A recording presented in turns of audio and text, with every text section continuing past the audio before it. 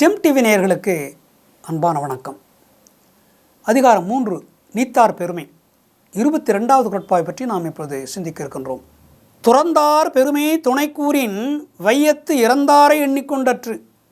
துறந்தார் பெருமை துணைக்கூறின் வையத்து இறந்தாரை எண்ணிக்கொண்டற்று. துறந்தார் பெருமை துணைக்கூறின் வையத்து இறந்தாரை எண்ணிக்கொண்டற்று.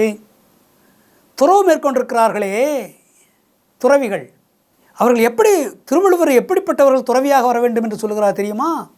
இல்வாழ்க்கையிலே மனைவி மக்களோடு வாழ்ந்து இல்லறம் நடத்தி மிகச்சிறப்பாக எல்லோரும் பாராட்டும்படியாக இல்லறத்தை நடத்தி ஒரு குறிப்பிட்ட வயதுக்கு பிறகு, அதாவது பேரன் பிள்ளைகள் எல்லாம் பிறந்த பிறகு பொறுப்பை, இல்லற பொறுப்பை அவர்களிடத்தில் ஒப்படைத்துவிட்டு துறவு மேற்கொண்டு துறவியாகி, துறவி என்றால் என்ன, இந்த குடும்ப ஆசைகளை எல்லாம் விட்டுவிட்டு இந்த குடும்பத்துக்காகவே உழைக்க வேண்டும் என்கின்ற அந்த ஆசையை விட்டுவிட்டு பொதுமக்களுக்காக நான் உழைக்கப் போகிறேன் என்று வெளியே வந்து உலக மக்களுக்கெல்லாம் நல்வழி காட்டி அவர்களுடைய நல்ல வழியிலே செல்வதற்கு உதவி செய்து அவர்களுக்கு தேவையான உதவிகளை இவர் கொடுத்து நல்வழி காட்டி அவர்களை முறைப்படுத்தி நல்ல மனிதர்களாக மாற்றி இந்த உலகமே இன்பமாக வாழ்வதற்கு வழிகாட்டக்கூடிய ஒரு பெரிய ஞானியாக அவர் வந்திருக்கிறார்.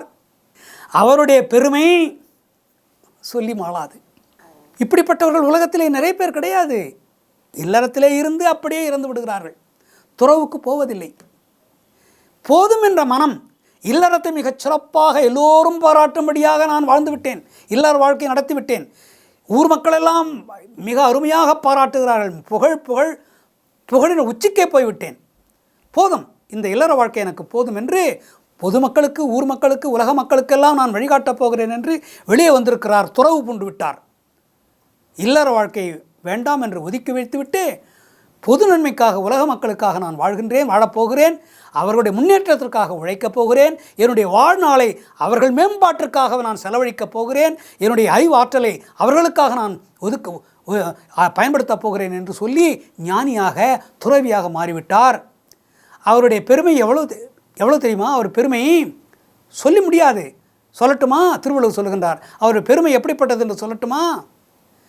இந்த உலகத்தில் எத்தனை பேர் இறந்திருப்பார்கள், இந்த பூமியிலே புதைத்திருப்பார்கள், எத்தனை பேர் புதைத்திருப்பார்கள், எத்தனை பேர் இறந்தார்கள் இதுவரை என்று கணக்கு சொல்ல முடியுமா?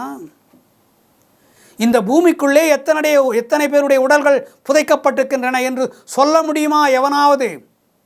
பூமி தோன்றிய காலத்தில், மனிதன் தோன்றிய காலத்திலிருந்து எத்தனையோ மனிதர்கள் மறைந்திருக்கிறார்கள் பூமிக்குள்ளே. எத்தனை பேர் மறைந்தார்கள் என்று எண்ணி சொல்ல முடியுமா? முடியாது. அப்படிப்பட்ட ஒரு முடியாத காரியம், எண்ணி சொல்ல முடியாது எத்தனை பேர் இருந்தார்கள் என்று. அப்படி இவருடைய பெருமையை எண்ணி சொல்ல முடியாது. இந்த துறவு பூண்டிருக்கிறார் இந்த மகான், இந்த துறவி, இவருடைய பெருமையை இன்னதென்று, இவ்வளவு என்று, இத்தனை என்று எண்ணி சொல்லவே முடியாது. அவ்வளவு பெருமைகளை பெற்றிருக்கிறார். எண்ணற்ற பெருமை, கணக்கிலடங்காத பெருமைகளை பெற்றிருக்கிறார். அவ்வளவு பெருமைகளுக்கு, புகழுக்கு சொந்தக்காராக இருக்கிறார். அவருடைய பெருமையை சொல்லி முடியாது, எண்ணி முடியாது. எவ்வளவு பெருமை என்று எண்ண முடியாது. அவ்வளவு பெருமை மிக்கவர். அப்படியெல்லாம் வாழ்ந்திருக்கிறார்கள். இந்த உலகத்திலே, தமிழ்நாட்டிலே அப்படியெல்லாம் வாழ்ந்திருக்கிறார்கள். அப்படி வாழ வேண்டும். உன்னுடைய பெருமையை சொல்லி மாளாது. இவ்வளவு பெருமை படைத்தவர், எவ்வளவு புகழ் பெற்றவர் என்று உலகமெல்லாம் பாராட்டுகின்ற அளவுக்கு நீ வாழ வேண்டும் என்று நமக்கு அறிவுறுத்துகிறார் இந்த குறட்பாவிலே. இல்லறத்தையே நினைத்து கொண்டிருக்காதே, ஓரளவுக்கு உனக்கு இல்லறத்தை உயர்த்திவிட்டு இல்லறத்தில் இருந்து நன்றாக இல்லறத்திற்காக உழைத்து அந்த இல்லறத்தை முன்னுக்கு கொண்டு வந்து அதன் பிறகு ஒரு குறிப்பிட்ட வயதுக்கு பிறகு துறவு மேற்கொண்டு உலக மக்களுக்கு உழைப்பதற்காக செல்.